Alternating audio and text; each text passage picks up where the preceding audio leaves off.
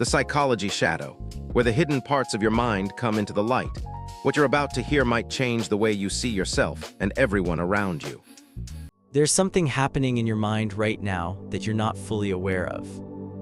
And it's been shaping your choices, your reactions, and the people you're drawn to probably for most of your life. It's 3 in the morning, you're lying in bed staring at the ceiling. The room is quiet, your body is exhausted. And yet your mind is wide awake, running through a conversation that happened weeks ago, maybe months ago. Replaying something they said, rearranging your own words. Imagining what you should have done differently. You've told yourself to stop, you've told yourself you're over it. You've deleted their number, unfollowed them, maybe even blocked them. And still there they are, occupying space in your head like they own it. Here's what's strange about this. The people we can't stop thinking about aren't always the ones who are best to us. Sometimes they're the ones who confused us, disappointed us, or genuinely hurt us. And that makes no sense until you understand what's actually happening beneath the surface. Because this isn't weakness, it's not obsession. And it's not because you're broken or too emotional. There are very specific psychological mechanisms rooted in neuroscience, in trauma psychology, and in the deepest layers of how the human mind works that explain exactly why this happens. And once you understand them, you'll never look at this kind of pain the same way again. Think about the last time you couldn't get someone out of your head. Maybe it was an ex-partner, maybe it was a friend who betrayed you, a parent who never quite gave you what you needed, a colleague who humiliated you in a meeting and moved on like nothing happened. Whoever it was, there was a period, maybe still ongoing, where they lived rent-free in the most private corners of your mind. You'd be doing something completely ordinary, making coffee, driving to work, standing in the shower. And without any invitation, without any warning, they'd appear. A flash of their face, a tone of voice, a specific moment replaying itself with almost cinematic clarity. And just like that, the wound was fresh again. What makes this particularly confusing is the gap between what you know and what you feel.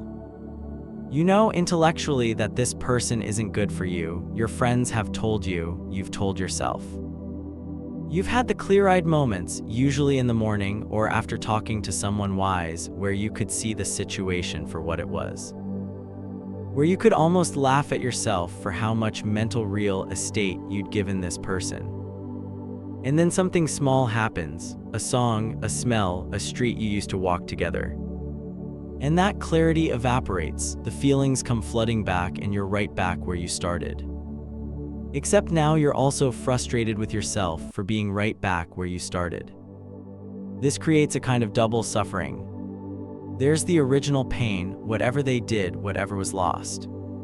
And then there's the secondary pain of not being able to move past the original pain.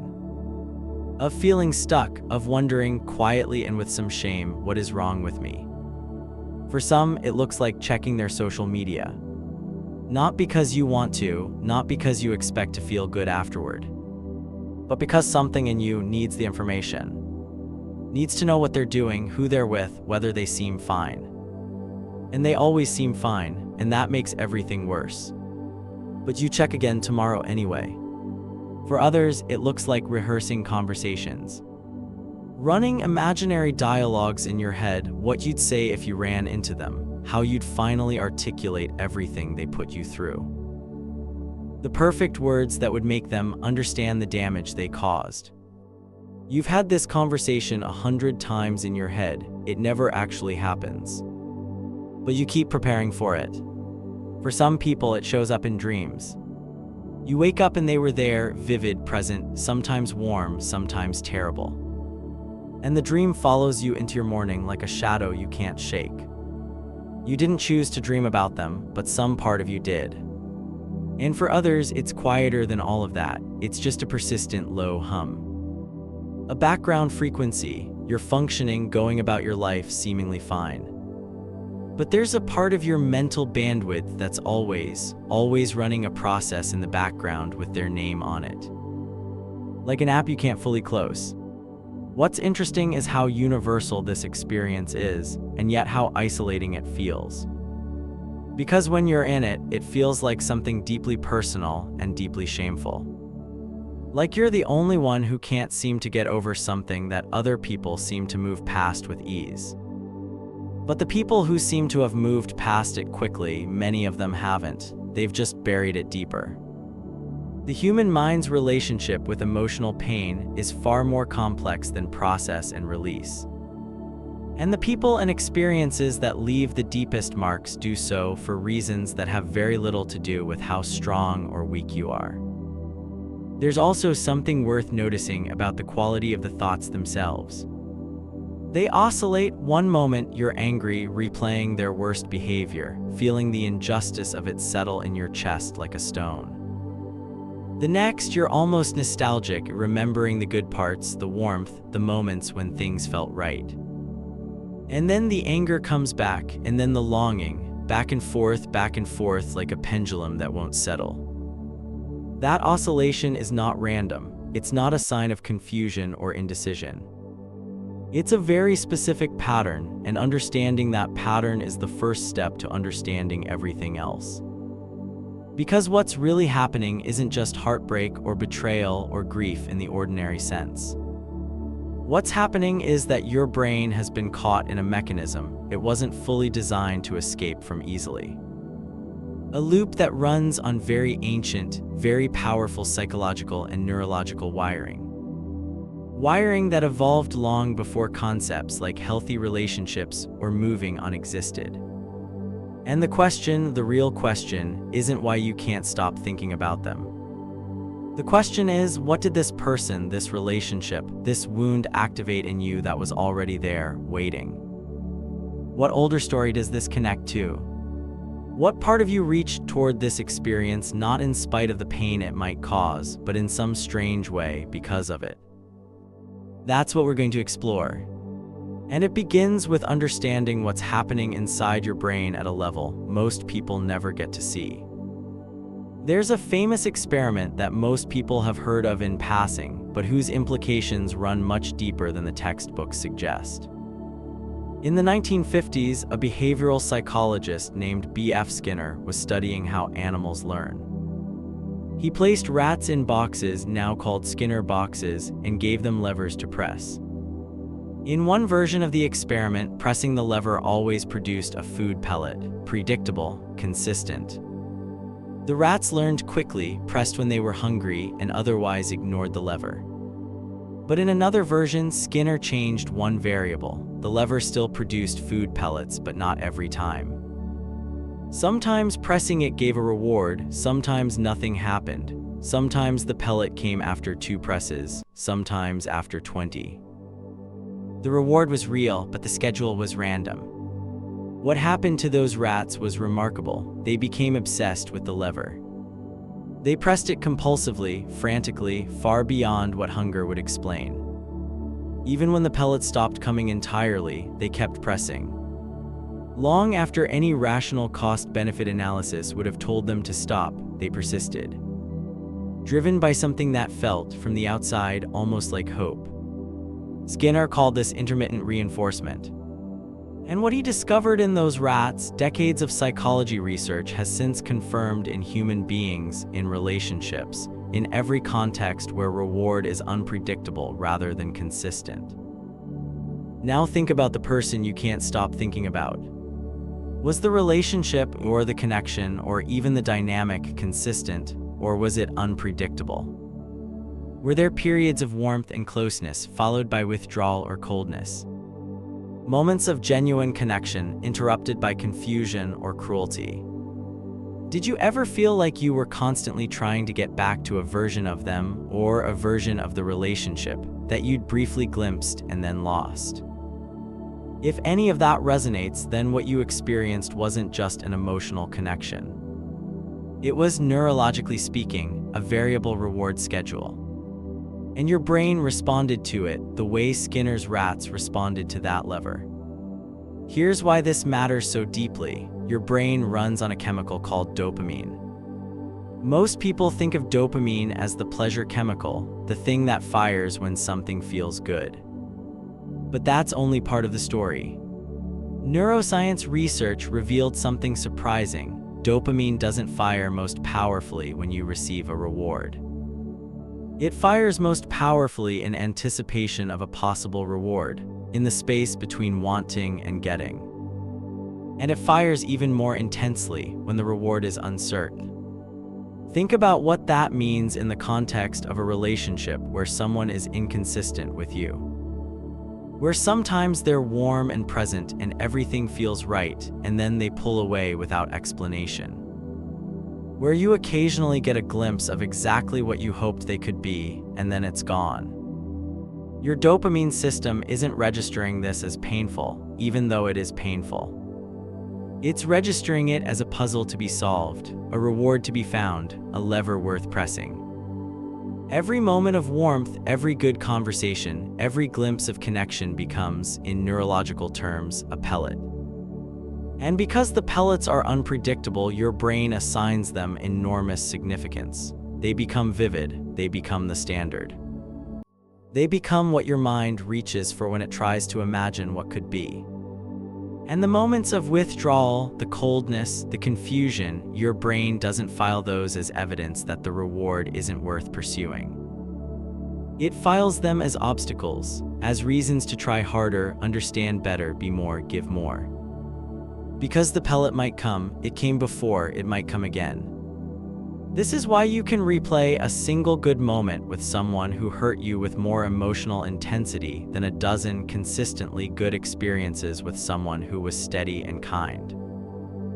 Your brain didn't encode those steady, kind experiences as particularly significant. Predictable reward in neurological terms is almost boring. The brain habituates to it.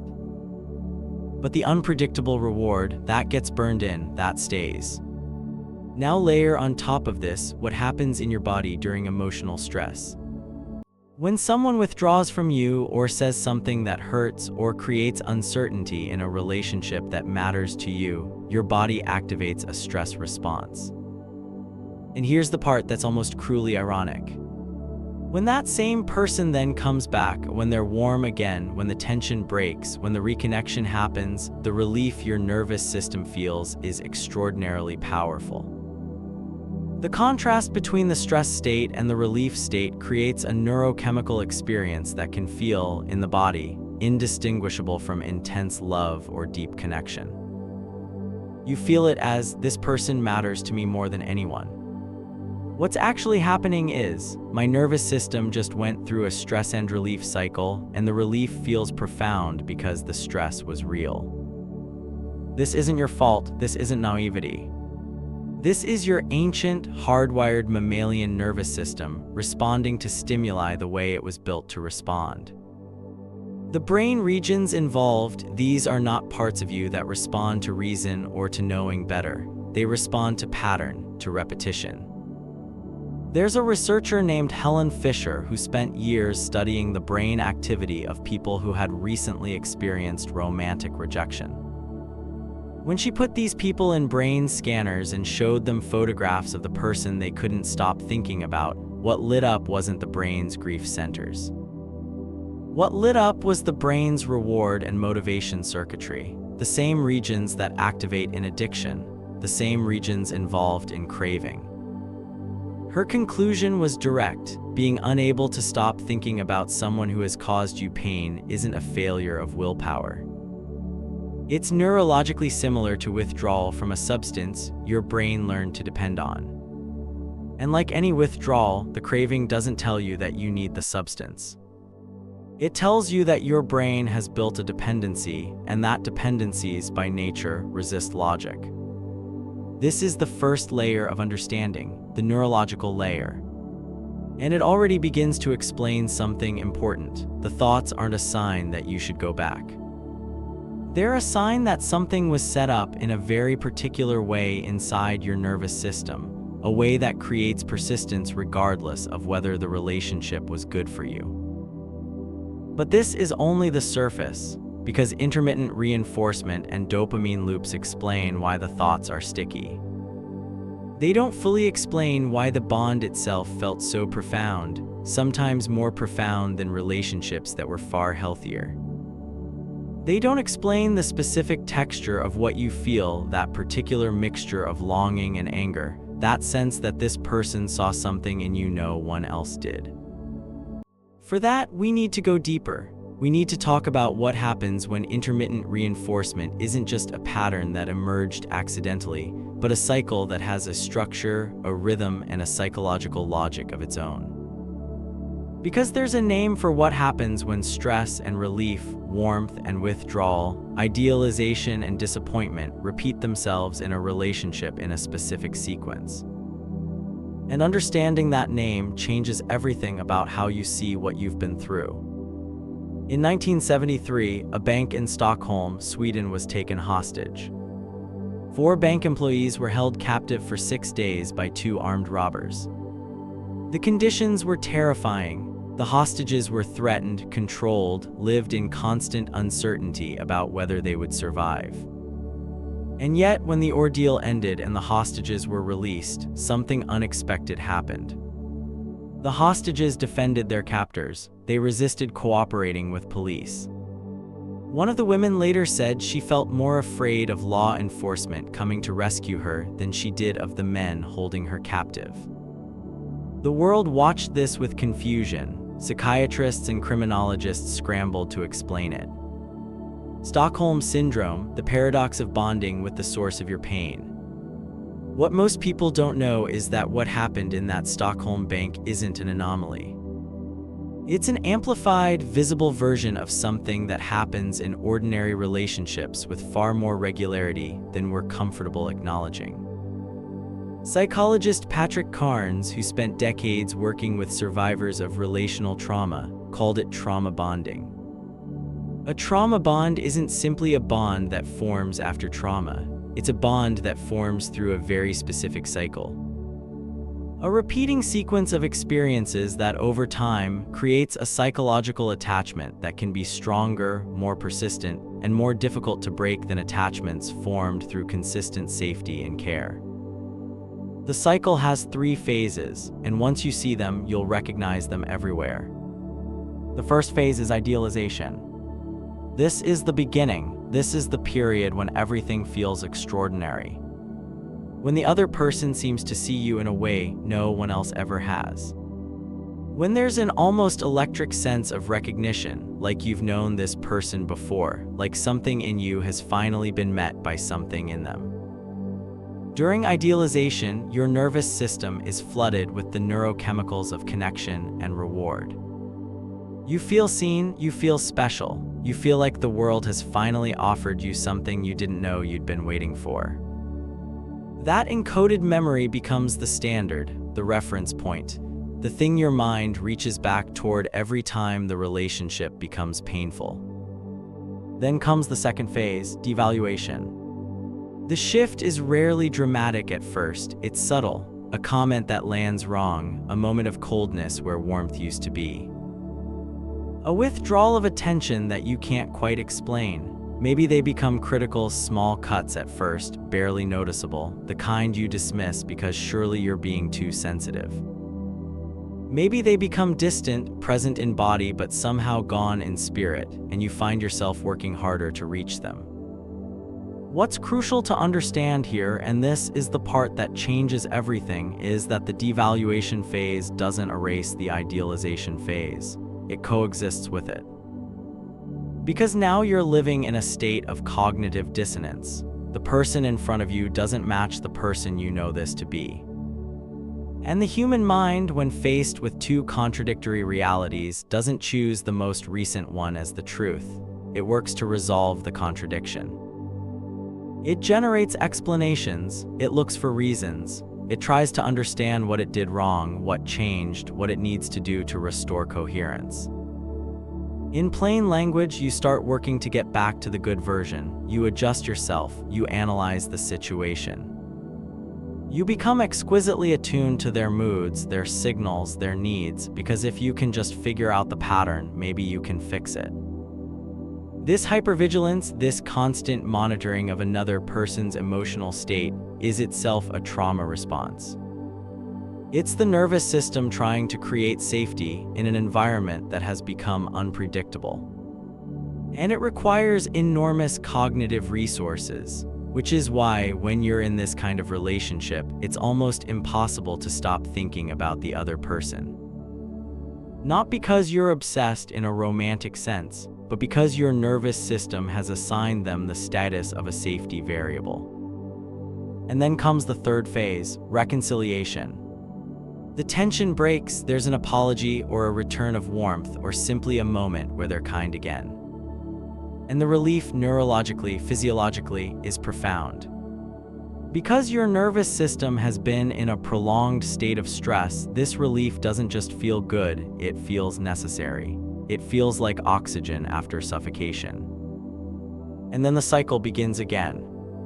Idealization, devaluation, reconciliation. Idealization, devaluation, reconciliation. Each repetition of the cycle does something specific to the psychological bond between you and this person. It deepens it. Not in the way that safety and consistency deepen bonds, slowly, quietly over time, but in the way that intermittent, intense, emotionally charged experiences deepen bonds, rapidly, viscerally, in a way that bypasses your rational mind entirely. This is why when people try to leave these relationships, the experience is so disorienting. It's not simply grief, it's not simply missing someone. It's the removal of something that had become, over time, a regulatory system for their nervous system. The other person wasn't just a partner or a friend or a colleague. They had become, at a neurological level, a source of both the problem and the solution, the threat and the relief, the wound and the balm. Leaving doesn't feel like freedom, it feels like withdrawal, because in a very real neurological sense it is. Because trauma bonding doesn't happen in a vacuum, it doesn't just happen to anyone who encounters an unpredictable person. There's a reason some people are more susceptible to these cycles than others. There's a reason the hook goes deeper in some nervous systems than in others. And that reason has everything to do with what came before, with what you learned very early in your life about what love feels like. The cycle you experienced with this person who hurt you may feel new, but for many people, it isn't new at all. It's a repetition. A reactivation of something much older, much more foundational, something that was written into your nervous system long before this particular person came along. Psychologists have a name for this pull toward familiar patterns, even painful ones. Freud first described it, Jung deepened it, and understanding it is the next essential layer in understanding why you truly cannot stop thinking about this person. Because the bond you formed with them may be reaching back much further than you think, much further than the time you've actually known them. And the thoughts that won't leave you alone may not just be about them, they may be about something and someone much older. There's a particular kind of conversation that happens between close friends, usually late at night, usually after the third drink or the second hour of talking about the same person again. One friend describes the person they can't get out of their head. They describe the pull, the confusion, the way this person got under their skin like no one else ever has. And at some point, the other friend says something like, "I just don't get what you saw in them. From the outside, they seemed so ordinary." And the person talking stops because they know on some level that their friend is right. That objectively, rationally, this person wasn't extraordinary, and yet the experience of them was anything but ordinary. That gap between who someone actually is and the intensity of what you felt toward them is one of the most important psychological clues available to us. Because it suggests that part of what you were responding to wasn't entirely them. Part of it was something you brought. Carl Jung spent much of his intellectual life exploring this territory, and what he found there was both illuminating and deeply unsettling. Jung proposed that the human psyche isn't a unified, singular thing. It's more like a community. A collection of different aspects, different energies, different parts of ourselves, some of which we're aware of, many of which we're not. The self we present to the world, the self we're conscious of, is only a fraction of the total psychological picture. The rest lives in what Jung called the unconscious, and within the unconscious there are figures, patterns, psychological presences. One of the most significant of these figures, Jung called the shadow. The shadow isn't evil, though it can contain things we'd rather not look at. It's simpler and more fundamental than that. The shadow is the repository of everything about yourself that you've had to suppress, deny, or disown in order to become the person you believe yourself to be. From the moment you were born, you began receiving information about which parts of you were acceptable and which weren't. Not always through explicit instruction, more often through subtler signals, and what was rewarded with warmth, what was met with disapproval, what was laughed at, what was ignored. Over time, you learned, you shaped yourself, you emphasized certain qualities and buried others. Not because the buried parts weren't real, but because keeping them buried felt necessary for survival, for love, for belonging, for safety. The parts you buried didn't disappear, they went underground, they became the shadow. And here's what Jung observed with a precision that still feels startling: the shadow doesn't stay quietly in the basement. It finds ways to make itself known. And one of its most powerful and most disruptive strategies is projection. Projection, in Jungian terms, is what happens when a quality of your own that you can't consciously acknowledge gets attributed to someone else. You don't see it in yourself, you see it in them. The emotion, the impulse, the characteristic, it gets relocated outward. This happens constantly, in ways both small and significant. The person who insists they never get angry, and yet has a remarkable tendency to attract people they describe as explosive and unreasonable. The person who prides themselves on their selflessness, and yet finds themselves perpetually surrounded by people they experience as demanding and self-centered. The person who has buried their own need for freedom, and then falls intensely for someone they describe as wild and untamable. In each case, the quality they can't own in themselves appears with uncanny consistency in the people around them. Not because those people were selected randomly, but because something in the unconscious was drawn to them, recognized them as a carrier of what the psyche needed to see. Now bring this back to the person you can't stop thinking about. What was it about them that felt so charged, not just emotionally significant, but specifically charged, as if they carried a kind of electricity that other people didn't? Think about the qualities in them that drew you most powerfully, the ones that perhaps also confused you or even frightened you slightly, even as they attracted you. Were they intensely free in a way you weren't? Did they seem unbothered by things that consumed you with anxiety? Were they able to express anger or desire or neediness in ways you'd learned to suppress in yourself? Jung would suggest that this recognition, this sense of charge, is the signal of projection. That what you were responding to, in part, was a quality of your own unconscious, made visible and embodied in another person. This is why falling intensely for someone can feel like recognition. Like you've known them before, like they matter in a way that exceeds the actual time you've spent together. Because in a psychological sense, you have known them before, you've known them as an internal figure. And when someone in the outer world matches that inner figure closely enough, the unconscious reaches out and says, "There, that's it, that's what I've been looking for." What happens next is where it gets complicated, because the person you've projected onto isn't actually the figure you're carrying inside you. They're a real human being, complex, inconsistent, limited, with their own psychology entirely separate from yours. They can't fulfill the role the unconscious has assigned them, not fully, not permanently. And at some point, the projection begins to crack. Reality asserts itself. The person reveals themselves to be different from the figure you unconsciously needed them to be. And this moment of projection cracking is one of the most psychologically disorienting experiences available to us. Because it isn't just disappointment in another person, it's a kind of internal collapse. The figure you thought you'd found in the world turns out not to be there, and the part of you that reached out toward them is suddenly without an anchor.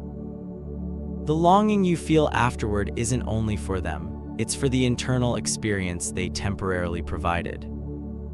The sense of recognition, the feeling that some part of you that had been unseen was finally seen, the momentary integration of something you'd been carrying alone. This is why the loss of these relationships, even relationships that were painful, can feel like a kind of grief that goes beyond what the relationship itself seems to warrant. Because what you're grieving isn't just the person, you're grieving the projected figure, the internal possibility they seem to represent. And here's what Jung would say about that grief, directly and without comfort: the figure doesn't disappear when the projection does. It returns to where it came from, back into the unconscious. And there, if you're willing to turn toward it rather than away from it, it becomes something far more valuable than any projection onto another person could ever be. It becomes a map, a guide, a signal about what part of yourself is waiting to be integrated. Jung believed that every significant projection, every person who gets under your skin in that particular, charged way, is an invitation.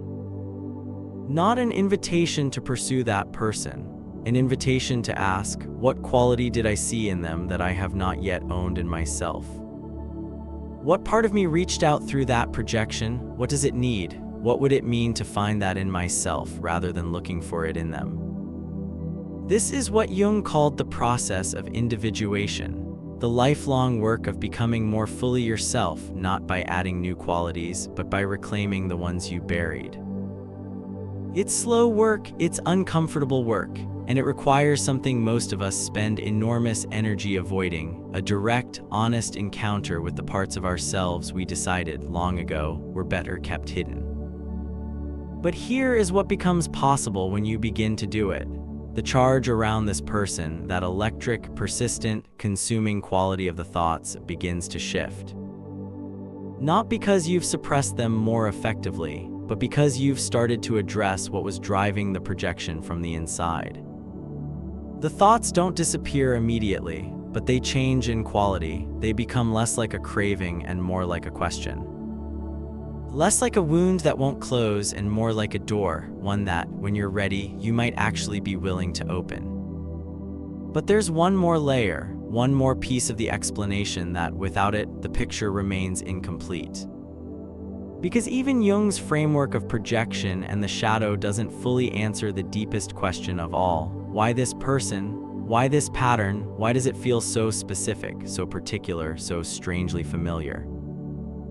For that, we need to go even further back than this relationship, further back than your adult life. We need to go to the place where all of this was first written, where the patterns that have been running in your nervous system for years, perhaps decades, were originally formed.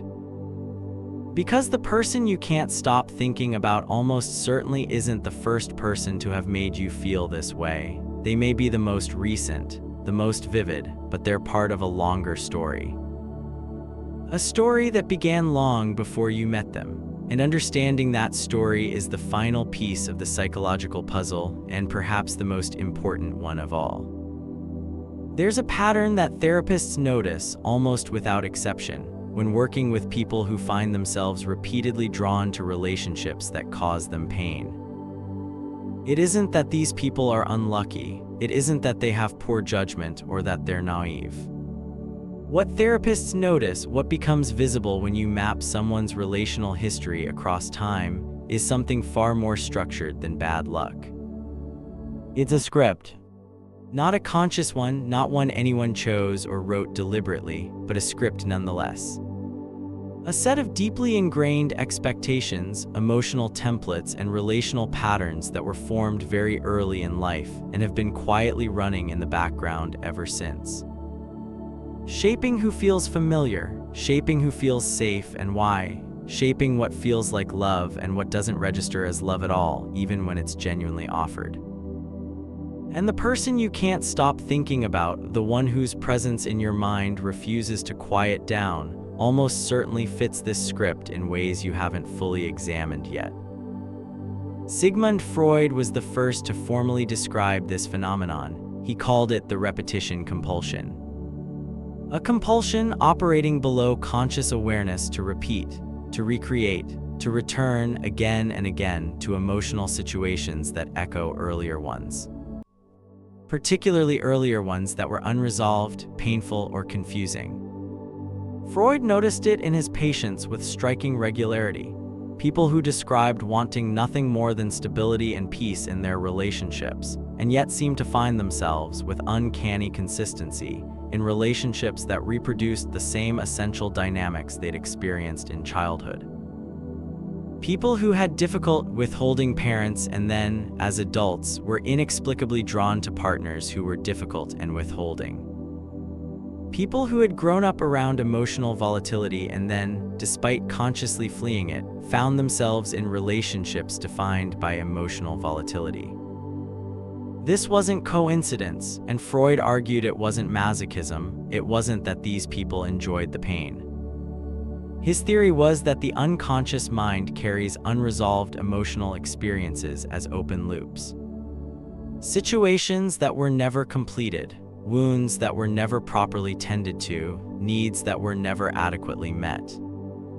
And the unconscious, not understanding that time has passed, not distinguishing between the original context and the present one, keeps trying to resolve them.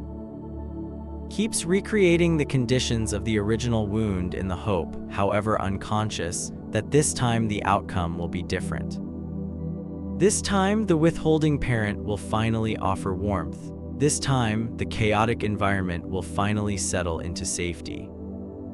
This time, the love that was conditional will finally become unconditional.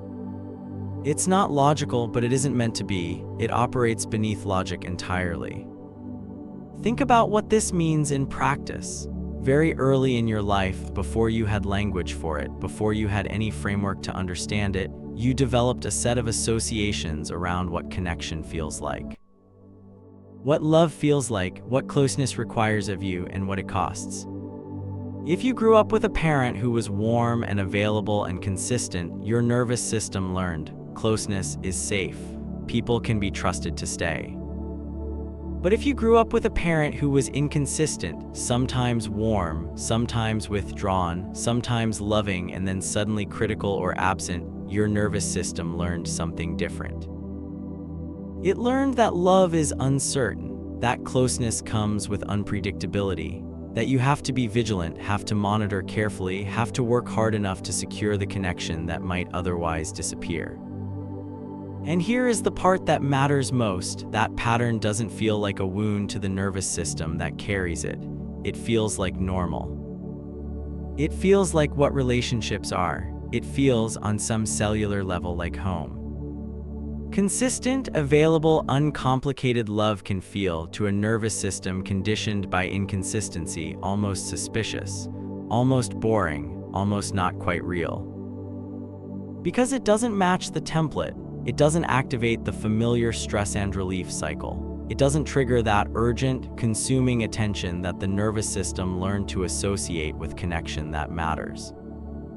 But someone who is inconsistent, who is warm and then cold, present and then distant, that person activates the template precisely.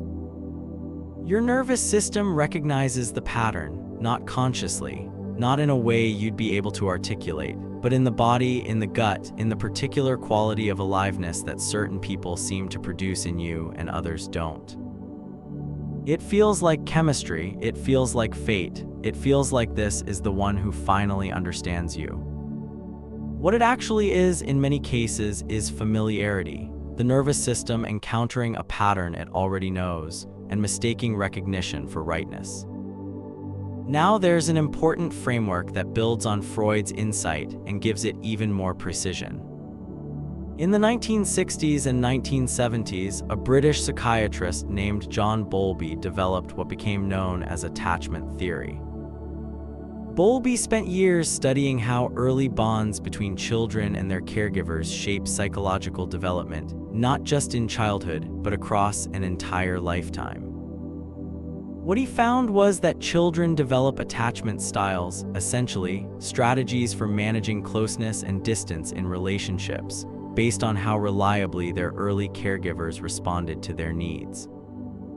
And these attachment styles don't disappear when childhood ends. They become the operating system for all subsequent relationships. Children whose caregivers were consistently responsive developed what Bowlby called secure attachment, a felt sense that relationships are safe, that needs can be expressed, that closeness doesn't require constant management. But children whose caregivers were inconsistent developed what researchers later called anxious attachment. And the strategy of an anxiously attached nervous system is, in essence, hypervigilance, constant monitoring of the attachment figure.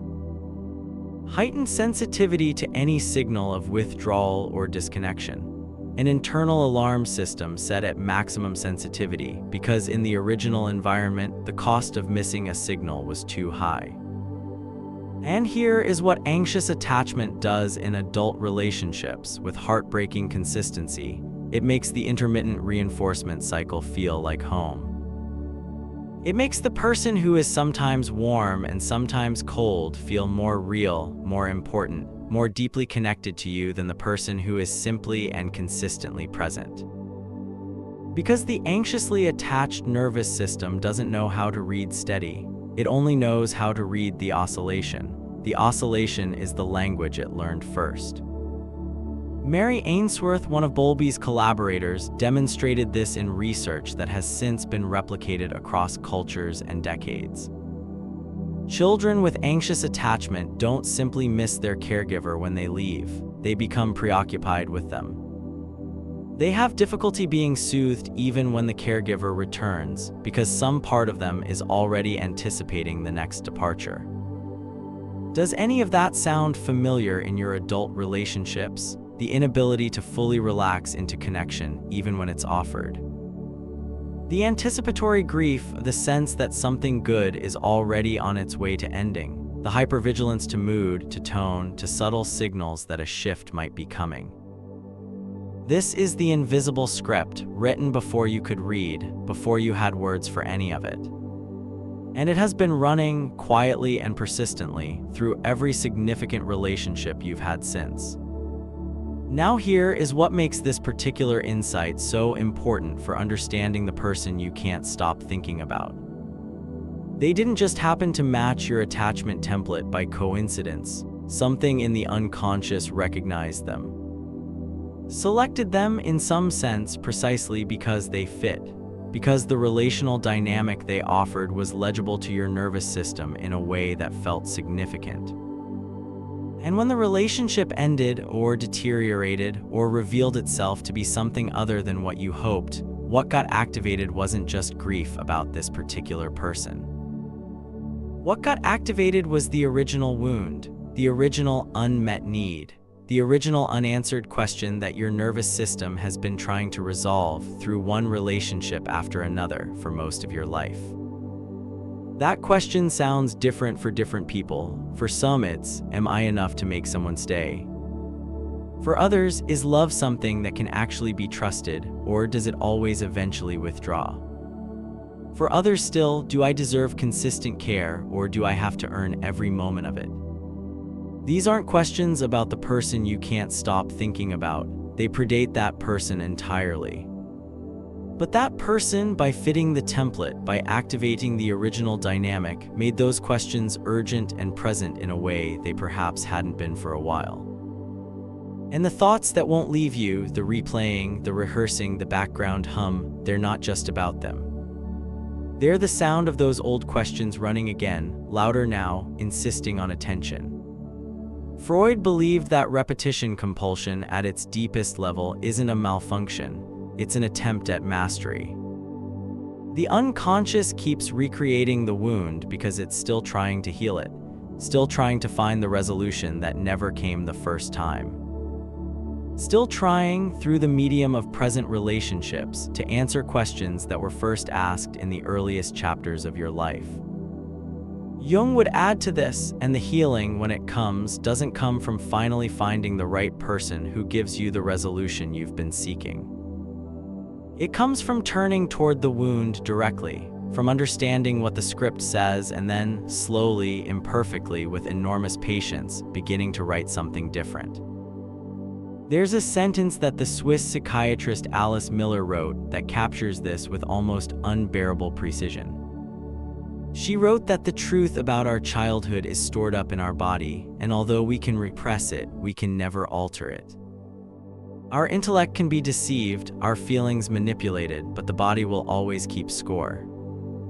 The body keeps score, the nervous system keeps score, and it keeps presenting you with versions of the original experience until you're finally willing to look at what it's been trying to show you all along. That's the deepest layer of why you can't stop thinking about this person. Not because they were so extraordinary, not because the relationship was so singular, but because they fit a template that was old before you met them. They activated a wound that has been asking for attention for years, and the thoughts, intrusive, persistent, resistant to logic, are the sound of that wound, finally loud enough that you can no longer ignore it. Which brings us to the question that matters most, not why this happened, but what it means now that you understand it. There's a particular moment that happens for some people when they encounter this kind of psychological understanding for the first time. It's not relief exactly, it's something more complicated than that. It's the feeling of a puzzle piece clicking into place, but the puzzle is your own life, your own patterns, your own history. And when something that complex suddenly becomes legible, the feeling is disorienting before it's liberating, like adjusting to bright light after a long time in the dark. You might be sitting with that right now. You might be feeling something shift in how you understand what you've been going through. Or you might be resisting it, some part of you pushing back, saying, "This is interesting, but it doesn't quite apply to me." And here's what's important to say about that resistance. It's valid. What you felt was real. What you experienced was real. The connection, the intensity, the loss, none of that is diminished by understanding its psychological architecture.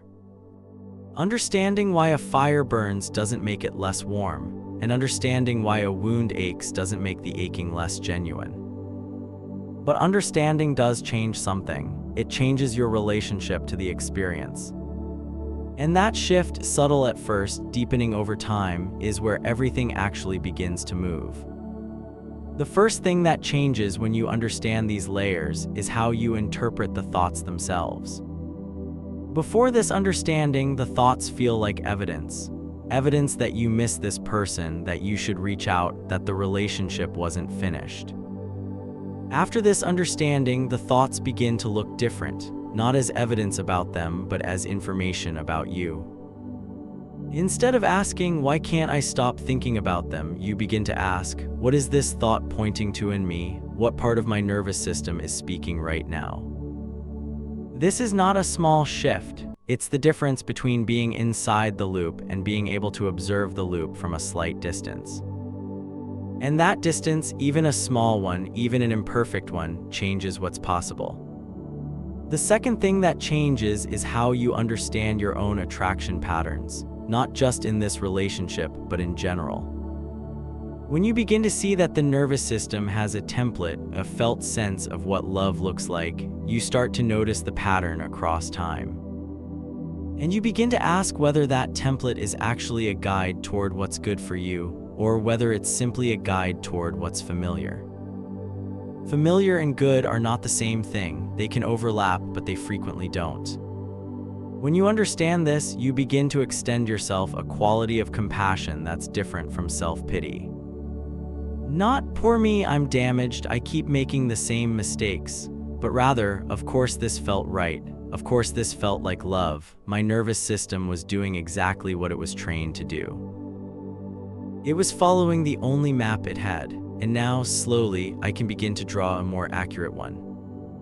The third shift is perhaps the most significant and the most difficult, It's the shift toward withdrawing the projection. When you begin to ask genuinely, honestly, without defensiveness, what those qualities were, something important becomes available. Because those qualities aren't lost when the projection withdraws, they were never really in that person to begin with, they were always yours. They belong to parts of yourself that haven't yet been integrated, parts that reached outward because turning toward them inwardly felt too difficult. What were the qualities you most admired in this person, the ones that felt almost painful in their attractiveness? Freedom, perhaps, or unapologetic self-expression, or the capacity to need without shame, or a kind of wildness, a refusal to be contained. Sit with those qualities not as things that belonged to them, but as things that your unconscious was pointing toward in you.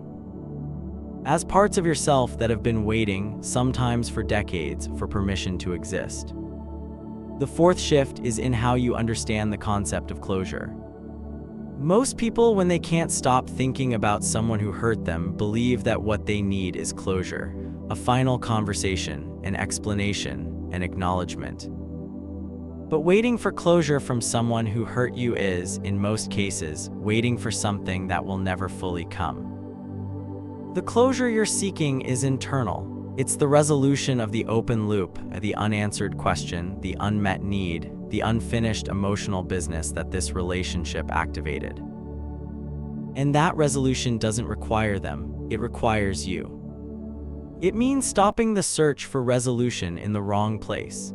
Stopping the rehearsed conversations, the imaginary confrontations, the repeated analysis of what they did and why. It exists entirely within your own reach, in your own time, on your own terms. The fifth shift, and this one is subtle but important, is in how you understand what you're actually grieving. Underneath the grief for this particular person very often is a grief that's older, larger, less specific.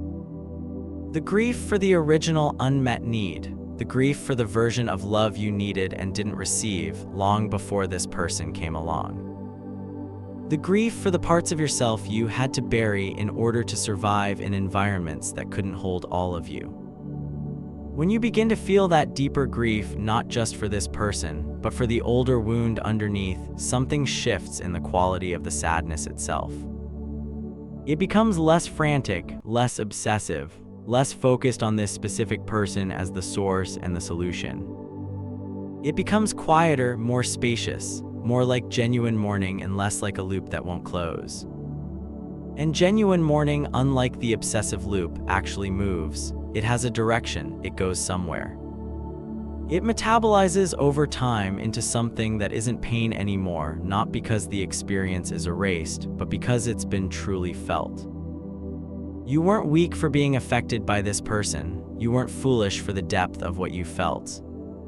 You weren't broken for the thoughts that wouldn't leave you alone. Every single thing we've discussed, the dopamine loop, the trauma bonding, the projection, the repetition compulsion, every one of those mechanisms is a feature of being human. They're not signs of pathology. They're signs of a nervous system doing exactly what nervous systems do, shaped by experiences that were real and responding to needs that are legitimate. The part of you that reached toward this person, that hoped, that invested, that stayed longer than was perhaps wise, that part wasn't wrong. It was looking for something real, something genuine, something that matters. It was just looking in a place that couldn't hold it. And understanding that, or really understanding it, not just intellectually, but in the body, in the gut, that understanding doesn't close the wound, but it begins, very slowly, to change your relationship to it. Which means it begins to change everything. There's a paradox at the center of everything we've explored today, and it's one that the mind resists, even when the heart already knows it. The people who hurt us the most are rarely the people who taught us the least. Think about the individuals who have passed through your life leaving almost no trace, the ones who were pleasant, uncomplicated, easy. They didn't change you, they didn't leave a mark that required anything of you. And then think about this person, the one whose name has been living in the back of your mind throughout everything we've discussed today. They changed you whether you wanted them to or not. Something in you is different because they happened. Something was cracked open that hadn't been open before. Something was asked of you by the pain, by the confusion that nothing comfortable would ever have asked. This isn't an argument for staying in painful relationships. It isn't a case for forgiving what was genuinely harmful. But the wound itself, the one they made visible, the one that has kept you awake, that wound was already there. It was waiting. This person didn't create it, they found it. They pressed against it with enough force that it could no longer be ignored. And that, as painful as it is to acknowledge, is a kind of terrible gift. Not from them, they don't deserve the credit. The gift isn't theirs to give. The gift, if it becomes one, comes from what you choose to do with what the pain revealed, whether you use the map it drew. Whether you follow the questions it raised back to their origin, whether you let the wound become a doorway rather than just a scar. Jung spent his life arguing that the psyche is not random, that it moves, however chaotically it sometimes appears, toward wholeness. That the painful experiences, the difficult figures, the relationships that break something open, these aren't interruptions of the journey toward becoming yourself. They are the journey. The person you can't stop thinking about brought something up from the depths of you, something old, something important, something that has been trying to reach you for a long time. The question is no longer why you can't stop thinking about them. The question is whether you're willing to look at what they stirred up, whether you can turn the attention, all that consuming, persistent, exhausting attention pointed outward, and redirect even a fraction of it inward. Toward the wound underneath, toward the template that recognized them, toward the parts of yourself that reached through the projection and are still waiting, patiently and not so patiently, to be reclaimed. The thoughts will quiet, not all at once, not on any schedule you can predict or control. But they will shift from a craving into a question, from a wound into a window, when you stop asking what they meant about that person and start asking what they mean about you. That's where the real conversation begins, not between you and them, but between you and the parts of yourself you haven't yet been willing to meet. If this made you think, there's more where that came from. The question isn't whether this is happening to you. The question is whether you're willing to look. If something in this video stirred something in you, that's worth paying attention to. The Psychology Shadow explores one idea at a time, slowly and carefully. Subscribe if you want to keep looking. And if this made you think, drop it in the comments. I read every one.